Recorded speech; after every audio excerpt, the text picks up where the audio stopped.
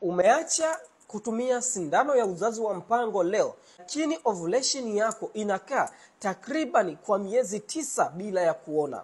Yaani unakaa miezi 9 bila ya kuona ute wa uzazi. Hii ni ishara ya kwamba utendaji kazi wa homoni zako za uzazi kawaida haziwezi kurejea pindi tu utakapoacha kutumia sindano za uzazi wa mpango. Itachukua muda mrefu ili kufanya recovery ya homoni zako za uzazi katika hali ya kawaida. Kwa hiyo, ikiwa unahitaji kutafuta ujauzito na umeshatumia sindano za uzazi wa mpango, jitahidi ufanye detoxification ya mfumo wako wa homoni ili uweze kurejesha homoni zako ziweze kufanya kazi kawaida, kwa sababu sindano zimeenda kureplace kabisa utendaji kazi wa homoni zako za kawaida ya estrogen, progesterone, follicle stimulating hormone pamoja na homoni ya luteinizing hormone. Na ndio maana ovulation yako inakuwa haifanyiki kwa muda baada ya kutumia sindano za uzazi wa mpango. Nimekuwa nikiwasaidia wanawake wengi wenye changamoto za kunasa ujauzito, hata kwako inawezekana. Chukua namba yangu profile, nipige simu moja kwa moja nikupe suluhisho la kudumu la changamoto yako.